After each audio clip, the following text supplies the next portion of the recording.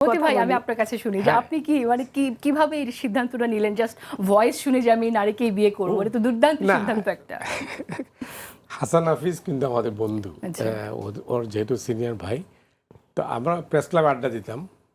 তো আমি ওই সময় বিচিত্রা একটা কলাম লিখতাম, মোচৌ নামে আর কি, কূটনীতি।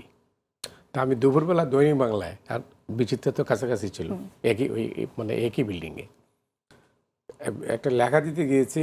তখন ওই হাসান হাফিজের সাথে দেখা, ওই তখনই ওই ফোনের কথাটা হলো দৈনিক বাংলায় বসে, কিন্তু তখন তার মোবাইলের যুগ ছিল না, দৈনিক বাংলার থেকে ফোন করে কথা হলো। তো আমি তখনও সিদ্ধান্ত নেই। তো হাসান হাফিজ যখন আমাকে বললো যে আজকে রাতে খবর পড়বে, তা আমি রেডিওতে শুনলাম খবরটা। আসলে সত্য কথা, এটা ঠিক।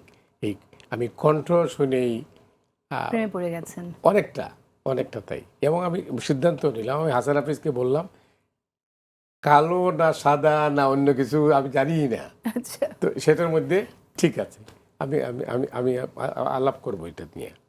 তো সে বললো ঠিক আছে।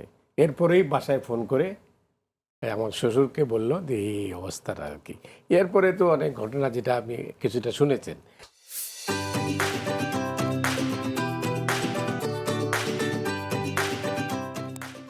ব্যাপারটা হচ্ছে যে বিয়ের অনুষ্ঠানে, মানে বিয়েতে, এটা নানা কাহিনী, সাংবাদিকদের কাছে বিয়ে দিবে কি না এই নিয়েও বিতর্ক ছিল ফ্যামিলিতেই। কারণ আগে সাংবাদিকদের তো চাকরিতে জব কি ছিল, বেতন কম এবং বেতন কম ছিল, সিকিউরিটি ছিল না, যে কোনো মুহূর্তে চাকরি চলে যায়, এই অবস্থাটা। আর আমি তখন ইত্তেফাকে কাজ করি, তো ডিপ্লোম্যাটিক করেসপন্ডেন্ট।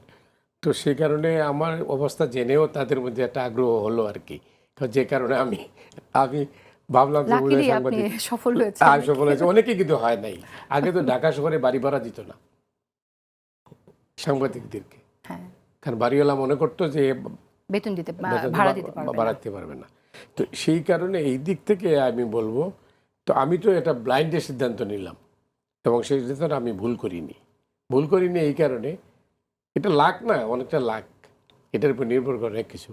তো আমি বিশ্বাস করেছিলাম, যা তার থেকে বেশি পেয়েছি, এটা হলো ঘটনা।